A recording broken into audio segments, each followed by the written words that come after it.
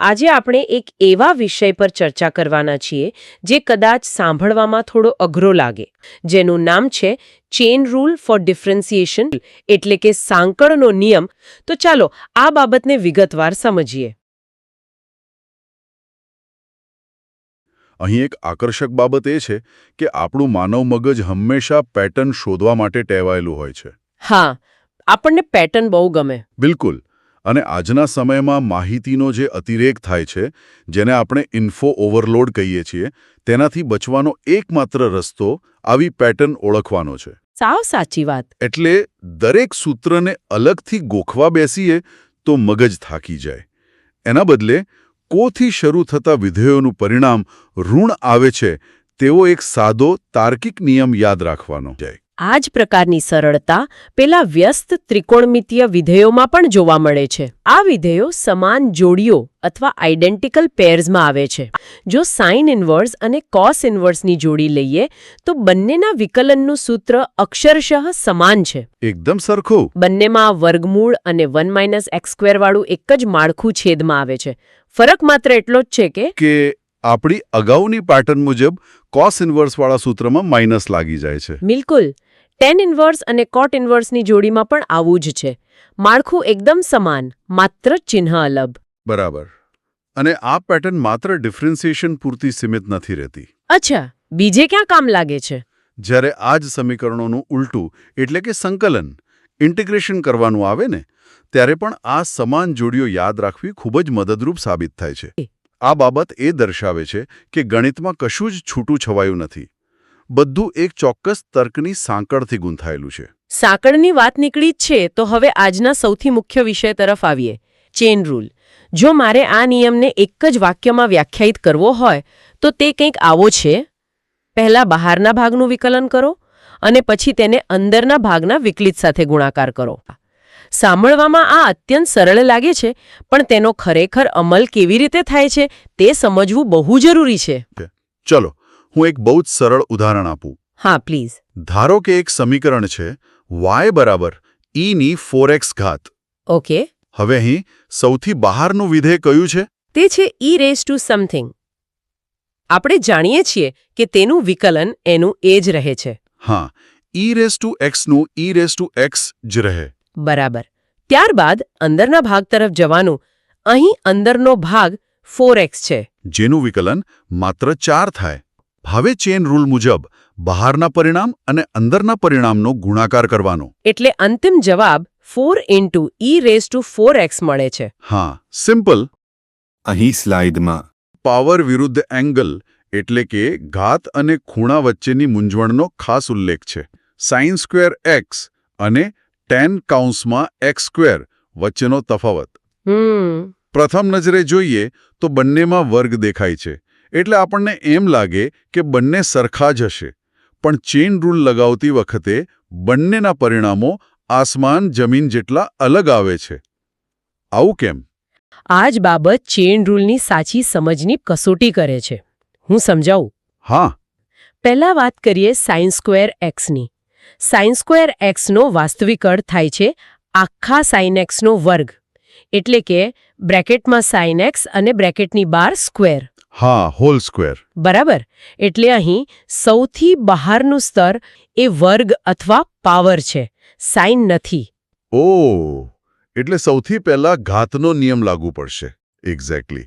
ઘાત આગળ આવે એટલે બહારના સ્તરનું વિકલન 2 sin x થાય. ઘાત 2 માંથી 1 થઈ ગઈ. અને હવે અંદરના સ્તરની વારી. હા, જે sin x છે. અને sin x નું વિકલન શું થાય? cos x. એટલે બંનેનો ગુણાકાર કરતા 2 sin x cos x જવાબ મળે. બરાબર. જેને આપણે sin 2x પણ લખી શકીએ. અને પેલા બીજા સમીકરણમાં tan(x²) માં. હા. હવે બીજી તરફ જોઈએ, tan(x²) ની વાત કરીએ તો અહીં આખા સમીકરણ પર કોઈ ઘાત નથી. એટલે કે tan નો વર્ગ નથી. ના, જરાય નહીં. અહીં વર્ગ માત્ર x પર છે, જે tan નો ખૂણો અથવા એંગલ છે. અચ્છા, એટલે અહીં સૌથી બહારનું સ્તર પાવર નથી, પરંતુ પોતે tan વિધેય છે. બિલકુલ સચોટ. અહીં સૌથી બહાર tan છે. એટલે સૌથી પહેલા ટેનનું વિકલન થશે. અને ટેનનું વિકલન સેક સ્ક્વેર થાય. હા, એટલે બહારનું સ્તર બનશે sec square x square. Angle તો એ જ રહેશે. અને ત્યારબાદ અંદરના એંગલની વારી આવશે.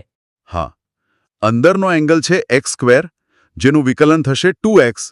એટલે બંનેનો ગુણાકાર કરતા અંતિમ જવાબ 2x સેક સ્ક્વેર એક્સ સ્ક્વેર મળશે.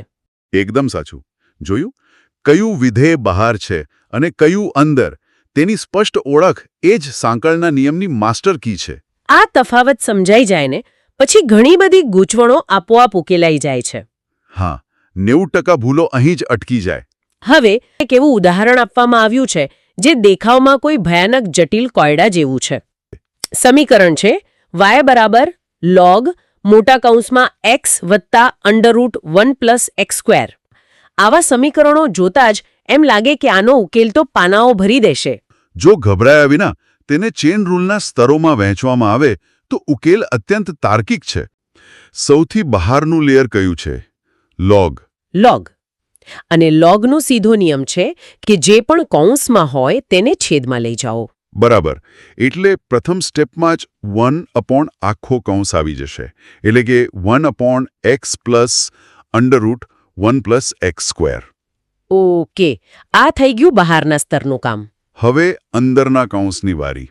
તેમાં બે પદો છે અને વચ્ચે સરવાળાની નિશાની છે. પહેલું પદ છે x, જેનું વિકલન તો સીધું 1 થઈ જાય. હા, એ તો બહુ સહેલું છે. અને બીજું પદ છે વર્ગમૂળમાં 1 + x². અને આ વર્ગમૂળ પોતે પણ એક નાનો ચેઇન રૂલ બનાવે છે, ખરું ને? કારણ કે વર્ગમૂળ પણ એક ઘાત જ કહેવાય. એકદમ સાચું પકડ્યું. વર્ગમૂળ એટલે 1/2 ઘાત 1/2. એટલે તેનું વિકલન 1/2 ગુણ્યા તે જ વર્ગમૂળ થાય. અને ફરીથી એ વર્ગમૂળની અંદર જે 1 + x² છે તેનું પણ વિકલન કરવું પડે. 1 + x² નું વિકલન માત્ર 2x થાય, કારણ કે 1નું તો 0 થઈ જાય. એટલે જો સાદુરૂપ આપીએ તો અંદરના આખા કૌંસનું વિકલન 1 + x ના છેદમાં √1 + x² બને છે. બિલકુલ. હવે આ બંને સ્તરોના જવાબોને ગુણાકારમાં મૂકવાના છે. બહારનો લોગવાળો જવાબ અને આ કૌંસવાળો જવાબ. જ્યારે પેલા બીજા પદમાં લસા એટલે કે એલસીએમ લેવામાં આવે છે ત્યારે અંશમાં પણ બરાબર એ જ પદ બને છે જે પ્રથમ પદના છેદમાં હતું. એટલે કે પેલો મોટો બ્રેકેટ x + √1 + x². હા, અંશ અને છેદ બિલકુલ સમાન થઈ જાય છે એટલે તે કેન્સલ થઈ જાય છે. અને છેલ્લે શું બચે છે? આટલી લાંબી ગણતરીના અંતે માત્ર 1 ના છેદમાં √1 + x² બચે છે. આ જ ગણિતની સાચી મજા છે. શરૂઆતમાં જે અશક્ય લાગતું હોય તે યોગ્ય પદ્ધતિથી ધીમે ધીમે સંકોચાઈને અત્યંત સુંદર અને નાનું સ્વરૂપ લઈ લે છે. ખરેખર આ પ્રોસેસ બહુ જ સેટિસ્ફાઈંગ છે. હા. હવે જો આપણે આને મોટા ચિત્ર સાથે જોડીને જોઈએ તો કેટલીકવાર વિકલન કરતા પહેલા સમીકરણને સહેલું બનાવવું એ જ સાચી કુનેહ છે. એટલે કે થોડું સ્માર્ટ વર્ક. બિલકુલ. બીજું પણ એક ઉદાહરણ છે. y બરાબર log અને પછી આખા વર્ગમૂળમાં a + x ના છેદમાં a - x. આમાં તો log પણ છે, વર્ગમૂળ પણ છે અને ભાગાકાર પણ છે. હા, જો કોઈ સીધો આમાં ચેન રૂલ અને સાથે કોશન્ટ રૂલ એટલે કે ભાગાકારનો નિયમ લગાવવા બેસે તો ગણતરી એટલી લાંબી થઈ જાય કે ભૂલ થવાની પૂરેપૂરી સંભાવના છે. પણ અહીં જ લોગના ગુણધર્મો કામમાં આવે છે. લોગના બે જાદુઈ નિયમોનો સ્માર્ટ ઉપયોગ કરીને સમીકરણને પહેલા જ સરળ બનાવી શકાય છે. વર્ગમૂળ એટલે અડધી ઘાત 1/2. લોગના નિયમ મુજબ આ ઘાત કૂદીને આગળ આવી જાય. લોગનો પાવર રૂલ. હા, અને પછી અંદર ભાગાકાર છે. લોગમાં ભાગાકાર હોય તો તે સીધો બાદબાકીમાં ફેરવાઈ જાય. બિલકુલ. એટલે વિકલન કરતા પહેલા જ સમીકરણ એકદમ સીધું બની જાય છે. 1/2 ગુણ્યા મોટા કૌંસમાં log x + x minus log x - x. બસ. જુઓ, આ રીતે સાદુરૂપ આપ્યા પછી વિકલન કરવું અત્યંત સરળ બની જાય છે. માત્ર લોગનું સિમ્પલ વિકલન. હા, લોગના કારણે બંને પદો સીધા છેદમાં જતા રહે છે. 1/x + x અને -1/x - x. અને ત્યારબાદ માત્ર લસા લઈને સામાન્ય બીજગણિત એટલે કે એલ્જેબ્રા કરવાનું રહે છે. અને સાદુરૂપ આપતા છેદમાં a² માઇનસ x² બની જાય છે.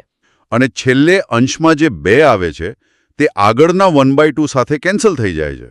એટલે અંતિમ જવાબ મળે છે a ના છેદમાં a² માઇનસ x². હા.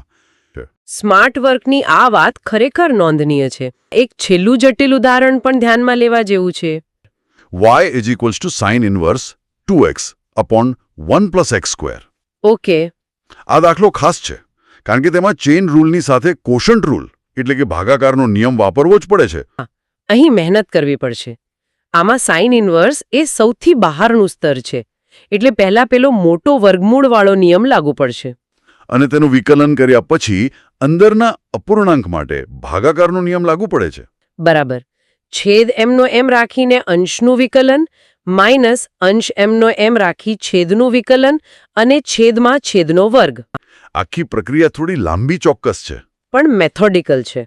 જો શાંતિથી સ્ટેપ બાય સ્ટેપ કરો તો અંતે બધું સુવ્યવસ્થિત રીતે કેન્સલ થઈ જાય છે અને જવાબ બચે છે માત્ર 2/1 + x². આ તમામ ઉદાહરણો એક જ વાત પ્રસ્થાપિત કરે છે કે ગણિત ક્યારે અટપટું નથી હોતું. બસ તમારી પદ્ધતિ સાચી હોવી જોઈએ. સાચી વાત.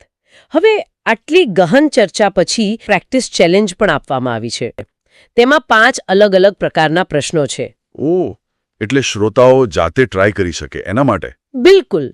આ પ્રશ્નોમાં ત્રિકોણમિતિથી લઈને ઇન્વર્સ ફંક્શન્સ અને એક્સપોનેન્શિયલ ફંક્શન્સના મિશ્રણો આપેલા છે, જેમ કે cos 3x + 4, sin inverse 5x, e⁻cos x અને √sin x. હા, અને તેમાં એક નેસ્ટેડ લોગનો પ્રશ્ન પણ છે. ના. પ્રશ્ન છે log of tan of x² - 1. આ પ્રશ્ન એટલા માટે રસપ્રદ છે કારણ કે તેમાં 3 સ્પષ્ટ સ્તરો છે. સૌથી બહાર log, વચ્ચે tan અને સૌથી અંદર x² - 1નું બીજગણિતીય સમીકરણ. અને અનુકૂળતા માટે આ પ્રશ્નોના ઉકેલ ચકાસવા માટે એક ક્વિક આન્સર કી પણ દસ્તાવેજમાં જ આપવામાં આવી છે. એટલે ગણતરી કર્યા બાદ તરત જ તમે પરિણામ ચેક કરી શકો. બરાબર. આશા છે કે આજના વિશ્લેષણથી ગણિત અને વિચારવાની પ્રક્રિયાને એક નવી અને સ્પષ્ટ દિશા મળી હશે. ચોક્કસ. નવા સ્તરો ઉખેડવા માટે અને નવી પેટર્ન શોધવા માટે હંમેશા તૈયાર રહેવું જોઈએ. હા, કારણ કે જ્ઞાનની આ સાંકળ ક્યારેય અટકતી નથી. સાવ સાચી વાત. ફરી મળીશું એક નવા વિષય અને નવા અભ્યાસ સાથે. ત્યાં સુધી વિચારતા રહો અને લેયર્સ ઉકેલતા રહો.